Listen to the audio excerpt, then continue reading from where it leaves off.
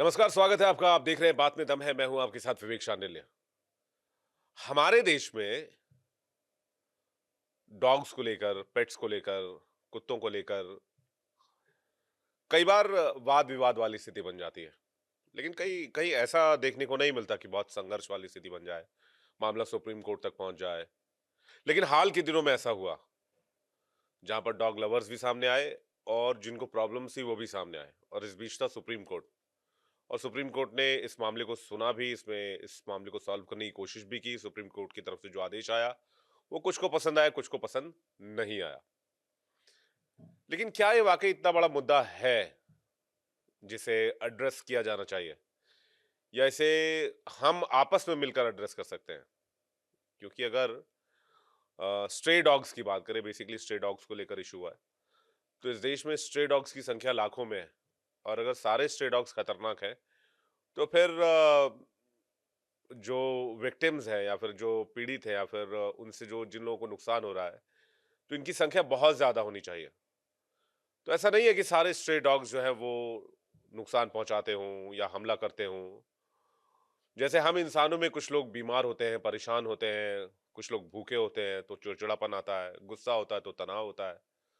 हो सकता है ये जानवर भी ऐसा ही महसूस करते हो, तब उनके पास जाना ठीक ना हो। कई बार हम भी कहते हैं भाई, फलाना आदमी गुस्से में है, अभी उससे बात नहीं करना ठीक नहीं रहेगा। तो इसको बहुत कैजुअल वे में लेकर अगर हम इस चीज को समझने की कोशिश करें, तो क्या इसे सॉल्व किया जा सकता है?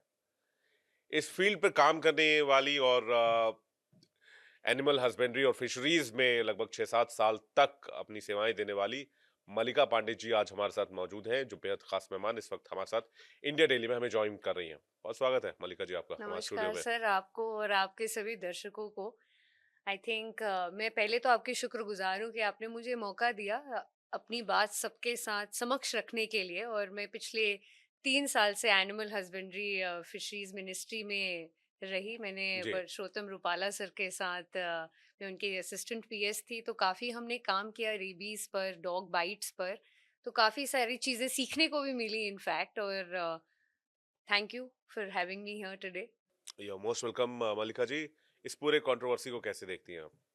सर 11 अगस्त को सुप्रीम कोर्ट का एक ऑर्डर आता है।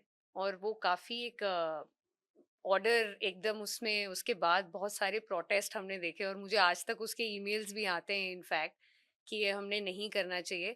बट सर आप हमारा थोड़ा, मैं आपको इतिहास में अगर ले जाऊं, इसमें थोड़ा सा 1 मिनट लूंगी आपका, कि हमारे जो इंडिया भारत का जो हमारा सिविलाइजेशन है, उसमें हम देखते हैं कि हमेशा डॉग, एनिमल्स इन जनरल, जितने भी पशु हैं, प्राणी हैं इन जनरल, बहुत सेंट्रल स्टेज में रहे हैं हमारे यहाँ पर।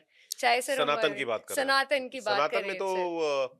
वसुधैव कुटुंबकम की बात की बिल्कुल जाती है। सर। इस वसुधा में रहने वाला हर जीव कुटुंब है, मतलब वो हम एक परिवार है। बिल्कुल सर।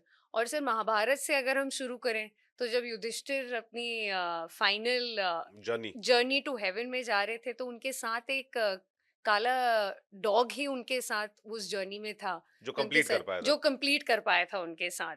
तो सर वहां से शुरू करें, हम मेहरगढ़ से शुरू करें, वहां पर जितने भी हमें आर्टिफैक्ट्स मिले डॉग्स को, हम देखते हैं कि काफी सेंट्रल स्टेज में थे। फिर हमारी नानी दादियों के कहानियों में सुनिए, जब भी हम सर बचपन में, आई एम श्योर जब आप गाँव से चलते कालू हुए और शेरू जाते की होंगे, कहानी। कालू और शेरू सर, फिर हम डॉग्स को फीड करते हुए, गाय को फीड करते हुए, मतलब हम sir in all one in all, मतलब हम देखते हैं। और फिर हमारे प्रधानमंत्री जी ने भी सबके लिए बोला वन एंड फॉर ऑल, कि एनिमल्स भी हमारा एक परिवार है। और अलग हमने मंत्रालय भी बनाया 2019 में उस चीज के लिए। तो सर ऑल इन ऑल मतलब सेंट्रल स्टेज में हमारे रहा है। तो ये काफी सर एक्चुअली एक मतलब अगर पास से प्रेजेंट तक देखा जाए, तो हाँ, मतलब सर दोनों अगर साइड्स को जब हम देखते हैं, फॉर एग्जाम्पल कि एक तरफ हम देखते हैं कि डॉग्स बच्चों को काट लेते हैं। सर मेरी ही सोसाइटी में सर बहुत बच्चों को सर डॉग्स ने, छोटे छोटे बच्चों को काटा है। हम दरवाजा खोलते हैं, डॉग्स नीचे सो रहे होते हैं, तो कितने, हमारे यहाँ एक सीनियर ऑफिसर थी, उनको काट लिया था। मंकी बाइट्स हम देखते हैं सर, काफी सारे ये तो होते ही हैं सर। क्योंकि सर डॉग्स का भी अगर हम पर्सपेक्टिव देखें, तो वो भी एकदम डर जाते हैं, एकदम वो थ्रेटन हो जाते हैं कि अच्छा ये क्या हुआ। तो वो भी चीज़ है सर, उसमें रेबीज़ के सर काफ़ी सारे हमारे केसेस भी आते हैं। बट अगर सर हम दूसरी साइड देखें, तो सर डॉग्स हमारे कंपेनियन भी रहे हैं। तो सर मेरे लिए ये एक काफ़ी मतलब मुझे लगता है एक बैलेंस अप्रोच हमें लेके चलना चाहिए था। ये सर थोड़ा-सा नी जर्क रिएक्शन हो गया। ये सर वैसे ही हो गया जैसे सूरत में अगर आपको याद हो 94 में सर, डॉग्स को कल करने का ऑर्डर दे दिया या मारने का। मारने का ऑर्डर दे दिया कि ये लोग प्लेग फैला रहे हैं सूरत अच्छा, में, प्लेग की वजह से। प्लेग की वजह से। ये कब 94 की बात ये है? 94 की बात है सर। तो वहाँ पर डॉग्स को कल करने का थाउज़ेंड्स ऑफ डॉग्स को सर मारा गया वहाँ पर। बट सर उससे क्या है कि उसके बाद लास्ट में हमें पता चला कि वो प्लेग कौन फैला रहा है सर, फ्लीज फैला रही हैं।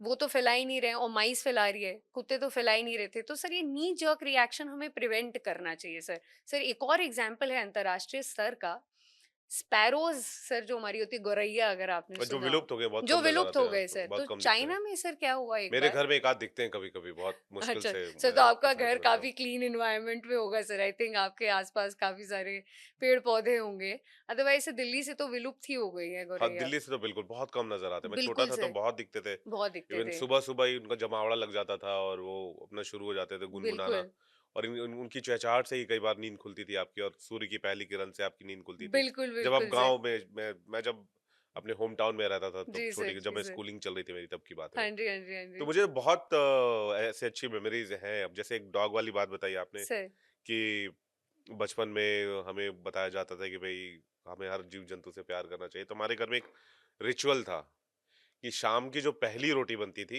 वो वो डॉग को फीड कराने डॉग के को लिए फीड जाती थी। करानी तो थी। वो जितने घर में बच्चे थे, हुँ, मतलब किड्स थे, हम जो भाई-बहन जो जितने लोग थे, उनमें सबकी की ड्यूटी लगती है, भई आज तुम्हें देना, आज तुम्हें देना, आज तुम्हें देना है। तो ये एक रिचुअल था। तो ये सोसाइटी में जो हम जिस संस्कृति में हम पले-बड़े हैं, उसमें सबका ख़्याल रखना सिखाया जाता है। ये बात बिल्कुल सही है। और ये नी जर्क रिएक्शन की जो बात कर रहे हैं आप, ये भी काफ़ी हद तक सही है कि भई क फूड चेन से आप एक स्पीशीज़ को बाहर कर दो और आप कहो कि भई इसको बिल्कुल ही बैन कर दो। तो वो थोड़ा-सा लोगों के समझ नहीं आया, जिसके बाद हमने देखा रिएक्शन भी हुआ। आप कोई इंटरनेशनल वो बता रहे थे, सर ये बड़ा इंटरेस्टिंग एग्जाम्पल है स्पैरो जो वाला? स्पैरो वाला है, गौरैया जो है। तो चाइना में सर क्या हुआ कि ग्रेन्स गौरैया खा लेती थी सर, जैसे चिड़ियाएं खेत में जाती हुँ, हैं सर, अक्सर हम जी, जी। देखते हैं हुँ। उसमें दाना चुगती हैं। तो चाइना में क्या हुआ सर, उन्होंने ये खत्म करने के लिए पूरी स्पैरोज को मार दिया सर।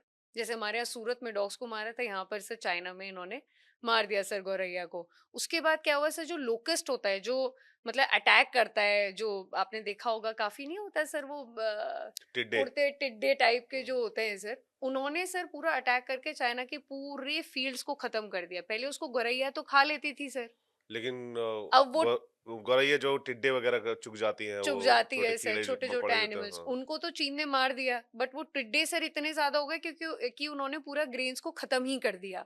तो सर ये जो अगेन डिसरप्शन एकदम से होना सर किसी भी चीज के लिए वो फूड चेन ठीक में। नहीं है सर, फूड चेन में। स्पेशली ये जो आपने बात कही टिड्डों वाली, ये पाकिस्तान में एक बहुत बड़ी प्रॉब्लम रिसेंट ईयर्स में है। इसको बहुत बार हमने पाकिस्तान बॉर्डर पे पंजाब वाले एरिया में और राजस्थान वाले एरिया में भी फेस किया है। वहाँ पर टिड्डों का बहुत बड़ा झुंड आता है। और चूंकि शायद जो स्पारे वाली बात आप कह रही हैं, वो पाकिस्तान में एक मेजर इशू रहा होगा, जिसकी वजह से उधर टिड्डे इतने आते हैं कि वो फील्ड के फील्ड साफ कर जाते हैं। फील्ड के फील्ड साफ और कर जाते किसानों हैं को सर। नुकसान इतना जबरदस्त होता बिल्कुल, है, और उनको रोकना लगभग नामुमकिन होता है कि आप उसको कैसे रोकेंगे। बिल्कुल सर। क्योंकि करोड़ों की फौज होती है, और इतने बड़े बड़े छोटे छोटे वो इतने छोटे छोटे वो होते हैं टिड्डे, टिड्डे और एक साथ आते हैं और साफ कर जाते हैं बिल्कुल। और उसके साफ कर विजुअल्स जाते जो हैं। है वो बड़ी आसानी से आप यूट्यूब पर देख सकते हैं। आप कभी भी यूट्यूब में आप बिल्कुल, पाकिस्तान का नाम लेकर कीवर्ड में सर्च करेंगे कि भाई टिड्डों का आतंक कैसे देखने को मिला है, क्या हाँ, प्रॉब्लम्स रही है, राइट। तो वो आपको डिटेल से बता देंगे। तो नहीं डेफिनिटली सर, ये ये एक काफ़ी बेसिक इंटरेस्टिंग बेसिक है। इशू होता है। लेकिन अब डॉग्स पे आते हैं, तो ये इसको लेकर प्रॉब्लम्स क्या हुई, ये बात कहाँ तक पहुंची, फिर सॉल्यूशन क्या मिला, अभी क्या चल रहा है? सर इसमें सबसे बड़ी प्रॉब्लम जो मुझे अभी तक, जितना मैं एनिमल हस्बेंड्री डिपार्टमेंट में भी रही हूँ, सबसे पहले तो एक सबसे बड़ी प्रॉब्लम क्या है कि जो हम फीडिंग है, वो डॉग्स को आप देखते होंगे ना, हम जाते हैं तो हम रोटी खिला देते हैं कहीं भी। आप देखिए, सुबह शाम दिन रात कहीं भी। फॉर एग्जाम्पल सर, अगर, और मुझे पर्सनली लगता है सर ऐसा नहीं होना चाहिए। वो आपकी चॉइस है कि आप डॉग्स को फीड कर रहे हैं। सर जैसे आपने शुरुआती कॉन्वर्सेशन में भी मुझे बताया था कि आप जहाँ भी जाते हैं तो आपके पास डॉग्स आ जाते हैं। बट सर ज़रूरी नहीं है कि रास्ते से मैं जा रही हूँ तो I am also fond of dogs, right? तो मुझे लगता है सर स्पेसिफिक, जैसे अभी सरकार फीडिंग पॉइंट्स बना रही है, मुझे लगता है एक वक्त भी निर्धारित करना चाहिए कि आप early in the morning feed करिए, शाम को फीड करिए, दिन में स्पेसिफिक टाइम, और उस फीडिंग पॉइंट के अलावा आप कहीं फीड मत करिए। क्योंकि सर उससे क्या होता है कि जैसे अगेन गाड़ी के नीचे अगर कोई डॉग सो रहा हो सर, और हम उसको फीड कर रहे हैं, उसके बाद जस्ट इन केस कोई आ गया तो वो सोचेगा अरे ये तो मेरे खाने को अटैक करने के लिए आ रहा है। वो जस्ट पासर बाय भी होगा तो वो सोचेगा समझेगा कि ये मुझे खाने को, मेरे खाने को अटैक कर रहा है और वो काट लेगा सर।